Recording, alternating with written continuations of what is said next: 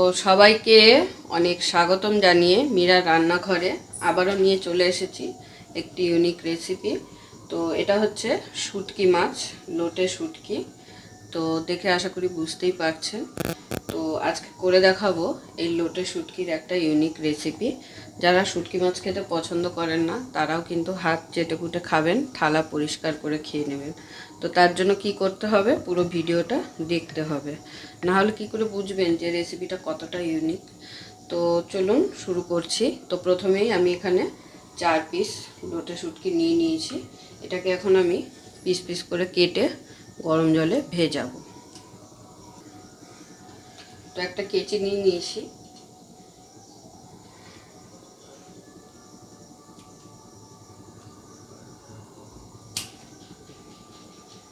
তো দেখুন সমস্ত মাছ আমার কেটে নেওয়া হয়ে গেছে, ঠিক এরকম সাইজ করে কেটে নিয়েছি। এবারে মাছগুলোকে একটা বাটিতে নিয়ে নেব।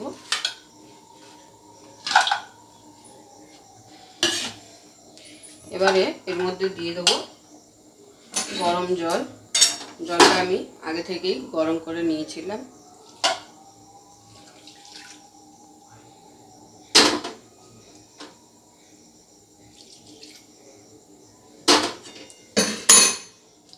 জল দিয়ে এটাকে এবারে 15 মিনিটের জন্য ভিজিয়ে রাখলাম, আর ততক্ষণে গ্রেভিটা তৈরি করে নেব। তো গ্রেভিটা তৈরি করার জন্য আমার যা যা উপকরণ লাগবে আমি এখানে সমস্ত কিছু রেডি করে ফেলেছি। তো প্রথমেই দেখিয়ে দিই, এখানে লাগছে এরকম গোটা রসুন। আমি এখানে 4টে মাছের জন্য 2টো গোটা রসুন নিয়েছি, ছাড়িয়ে নিয়েছি চোকলাগুলো খুব ভালো করে। তো এরকম গোটা রসুনটাই দিতে হবে। আর নিয়ে নিয়েছি কাঁচা লঙ্কা, কিন্তু লাল হয়ে গেছে, লাল লঙ্কা।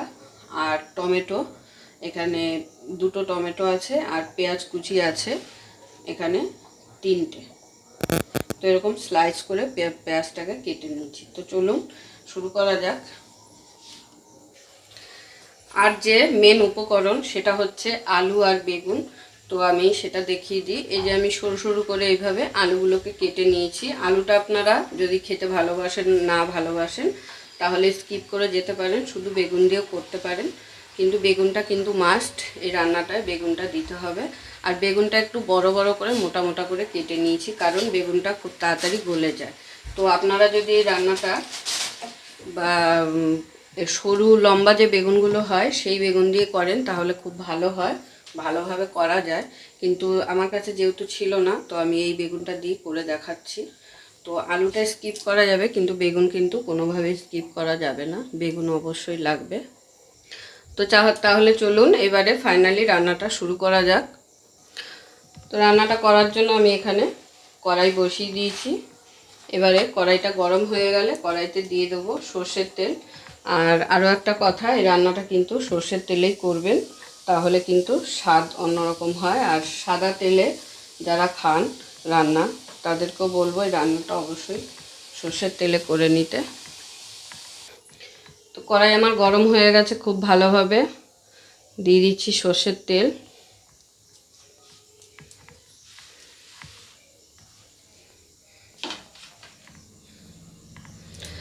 তেলটা যখন খুব ভালোভাবে গরম হয়ে যাবে তখন এর মধ্যে প্রথমে আলু আর বেগুনগুলো ভেজে নিতে হবে।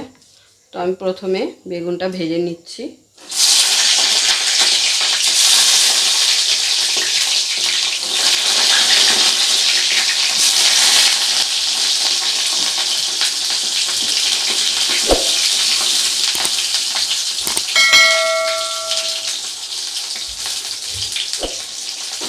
তো বেগুনটাকে এরকম লাল লাল করে ভেজে নিয়েছি। এবারে বেগুনটাকে তুলে নেব একটা প্লেটে।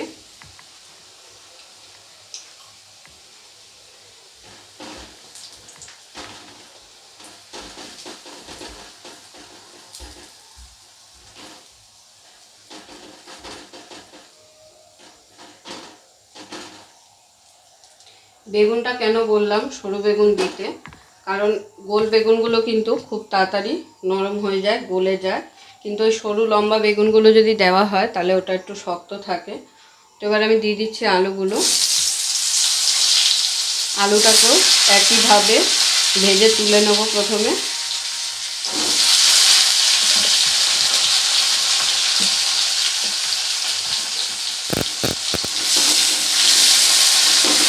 তো দেখুন আলুটাও এরকম লাল লাল করে ভেজে নিয়েছি। এবারে আলুটাকেও তুলে নিচ্ছি প্লেটের মধ্যে।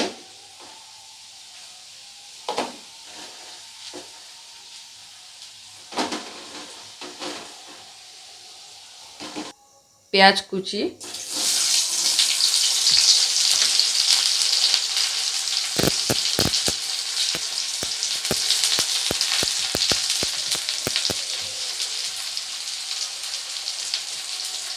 গোটা রসুন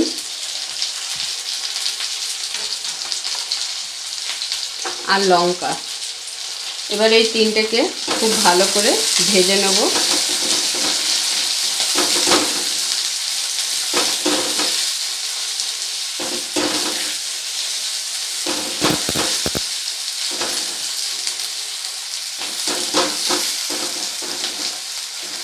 যারা শুটকি মাছ খেতে ভালোবাসো, শুটকি লাভারদের জন্য বলছি, তারা এই প্রসেসে খেয়েছো কিনা জানি না, যারা খাওনি এখনো পর্যন্ত এই প্রসেসে, তাদেরকে রিকোয়েস্ট করব অবশ্যই এই প্রসেসিংয়ে একবার রান্নাটা ট্রাই করে দেখতে।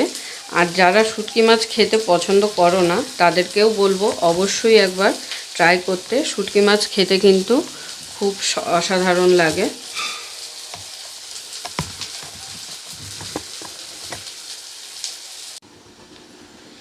তো দেখুন পেঁয়াজ রসুন লঙ্কা একসাথে খুব ভালো করে ভেজে নিয়েছি। এবারে এখানে কিছু গুঁড়ো মশলা অ্যাড করব। গুঁড়ো মশলা বলতে পরিমাণ মতো দিয়ে দিচ্ছি নুন। নুনটা চেক করে পরে যদি প্রয়োজন হয় আবারও একটু দিয়ে দেবেন। আর দিয়ে দিচ্ছি হলুদ,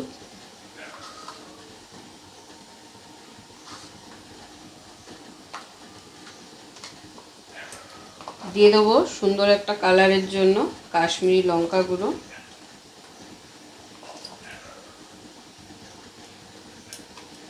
আর দিতে হবে ধনে গুঁড়ো। এখানে কিন্তু জিরে গুঁড়োর কোনো প্রয়োজন নেই, ধনে গুঁড়ো দিলেই আলাদা একটা সুন্দর ফ্লেভার আসবে। তো এবারে এই সমস্ত কিছুকে একসাথে কষিয়ে নেব ভালোভাবে।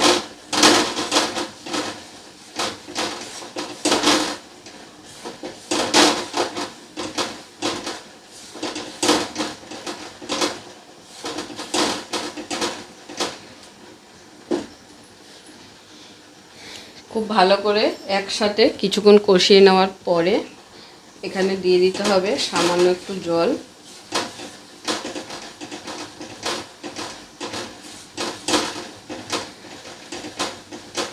তো 2 থেকে 3 মিনিট খুব ভালো করে কষিয়ে নিয়েছি যাতে মশলার কাঁচা গন্ধটা চলে যায়। এবার এখানে দিয়ে দিচ্ছি সামান্য একটু জল। খুবই অল্প পরিমাণে জলটা দিতে হবে। তো জলটা দেওয়ার পরে এবারে খুব ভালো করে কিছুক্ষণ এটাকে ফুটিয়ে নেব ঢাকা দিয়ে।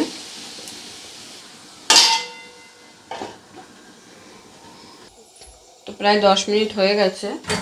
আমি এবারে ঢাকনাটা খুলে একবার চেক করে নেব।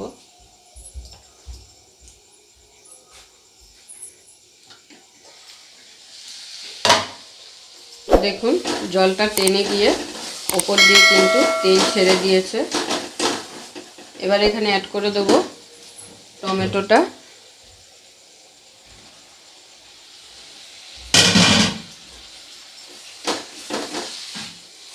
টমেটোটা দিয়ে আবারও একবার খুব ভালো করে কষিয়ে নেব।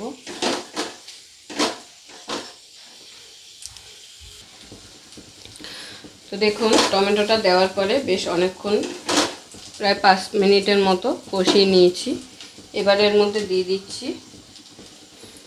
আলু বেগুনগুলো।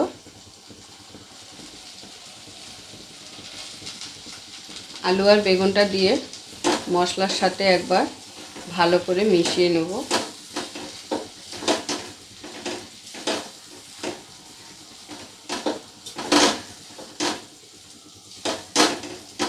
আলু বেগুনটা যেহেতু অলরেডি আমার ভেজে নেওয়া ছিল, তো সেই কারণে খুব বেশি কিন্তু এখানে এটা সেদ্ধ করার প্রয়োজন নেই। আর দিয়ে দিচ্ছি এবারে সামান্য জল। জলের কিন্তু খুব বেশি প্রয়োজন নেই, এটা একটু মাখামাখাই হবে।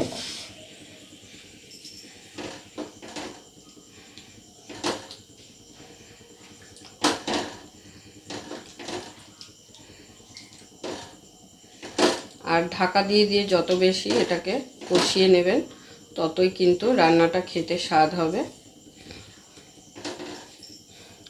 জল দিয়ে দেওয়ার পরে যে লোটে শুটকিটা আমি গরম জলে ভিজিয়ে রেখেছিলাম ওটাকে খুব ভালো করে পরিষ্কার করে ধুয়ে নিয়েছি। গরম জল থেকে তুলে 5 থেকে 6 বার পরিষ্কার জল দিয়ে কিন্তু ভালো করে ধুয়ে নিয়েছি ফ্রেশ করে। এবার এই মাছটাও এর মধ্যে দিয়ে দিচ্ছি।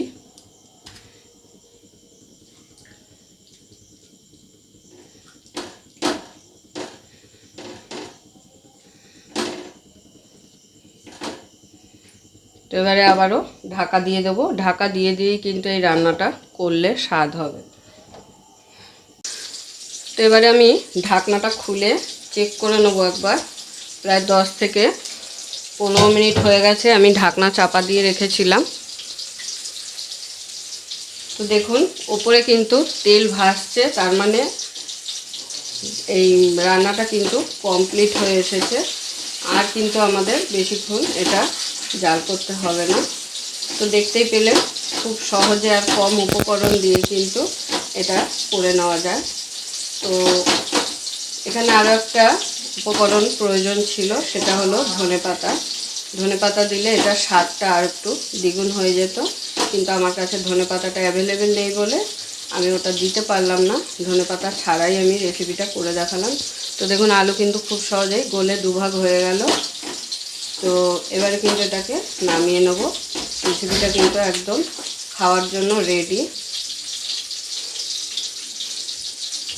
পুরো ভিডিওটা দেখার জন্য সকলকে অসংখ্য ধন্যবাদ। এরকম আরও নিত্য নতুন ভিডিও দেখার জন্য চ্যানেলটি অবশ্যই সাবস্ক্রাইব করে নেবেন আর পাশে থাকা বেল আইকনটি প্রেস করে নেবেন নতুন রেসিপির আপডেট পাওয়ার জন্য। তো সবাই ভালো থাকবেন, সুস্থ থাকবেন। আবারও দেখা হচ্ছে আপনাদের সাথে নতুন একটি রেসিপি নিয়ে।